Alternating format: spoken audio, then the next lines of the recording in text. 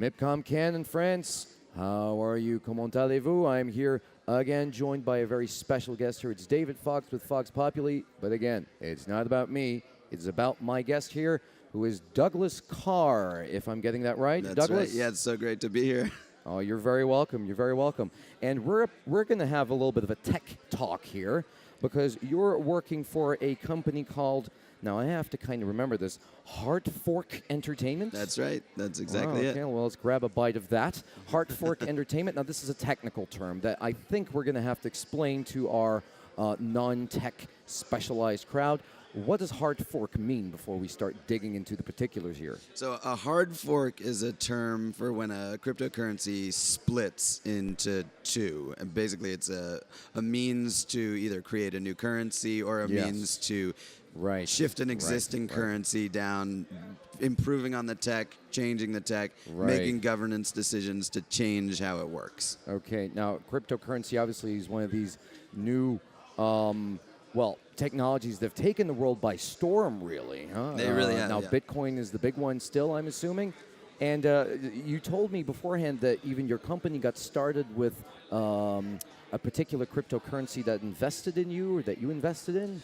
So we started we're developing a crypto noir sci-fi television series called Hard Fork, and as well as some game IP, AR, VR, in the AR, VR space. And we incubated the project on a platform, a blockchain platform, a protocol by the name of Steam, which is best known as Steemit.com. Yeah, exactly. It's a decentralized Facebook almost. It's social media.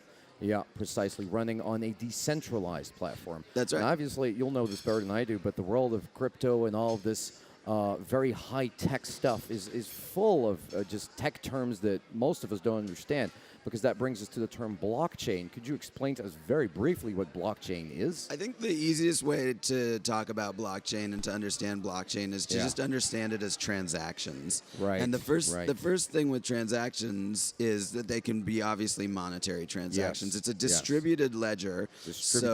And what that basically means is instead of somebody holding the abacus, somebody holding the ledger, writing down, all the information, or even a giant organization holding that in a centralized fashion, all of these transactions, all of this information, this data set is spread out. So it sits on many different computers, many different nodes on a network. So it is much more fraud-proof, and what you're doing essentially is you're cutting out the middleman. That's right. Okay, now let's talk about your show, obviously. So Hard Fork, could you tell us anything about the plot, the synopsis? What can you tell us, really, to get us excited? So what I can tell you is that we, as I was saying, we incubated on the Steam blockchain, and then we from that, we were able to raise a small amount of money that from user interaction, people getting really excited about making a dystopian sci-fi crypto noir set in 2035.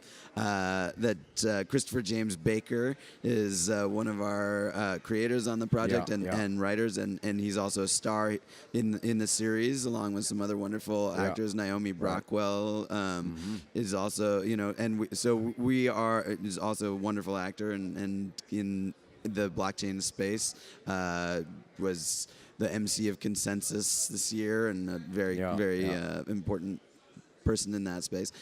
So Christopher's in Ozark and Shades of Blue. He's in The Rookie, the new ABC upfront that's just coming out now.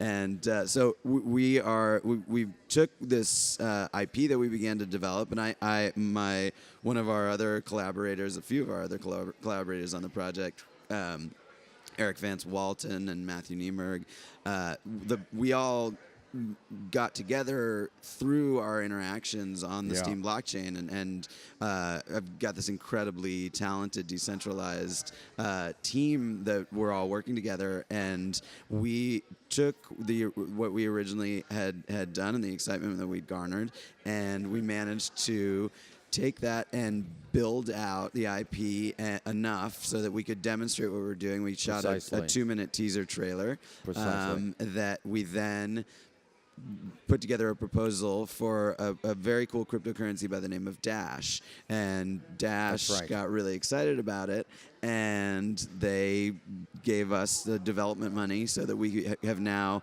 gotten, since they gave it to us in January, we've used that as our runway to develop the IP.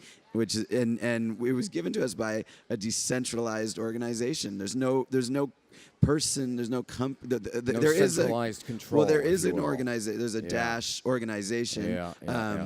But the node network, network of, they're called master nodes, made this decision to do the first funding round for the project. So it's very exciting. Yeah, it's very exciting stuff. And what excites me about it is actually you're taking a very different turn than a lot of crypto enthusiasts are taking. I mean, at least your show is not really blockchain optimism. It seems to be blockchain pessimism, because all this technology, I'm sure, can be used against us as well, right? I'm talking about mass surveillance, maybe. I'm talking about this basically, it really reminds me of Black Mirror, to be honest with you. Is that part of the influences that you've been under? Well, I think that's a really great question, and in answer to that, what we're trying to do and what we are doing is we're creating a story that's a very character-driven story about a family living in a space in 2035 in a world that is governed by a brilliant AI that's involved in all aspects of this society,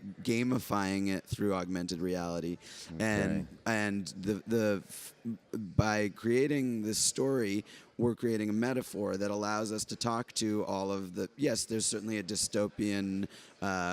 lot of dystopian possibilities once you're being a futurist and looking at what's going to happen. And same with artificial intelligence. Exactly, and I think what's really interesting to us is like you take artificial intelligence and you take these complex data sets and all of these things that you can do with blockchain, and from smart contracts to non-fungible digital assets. There's a whole bunch of governance that can happen with blockchain, and there's a push-pull between centralized and decentralized. We're seeing that in the real world.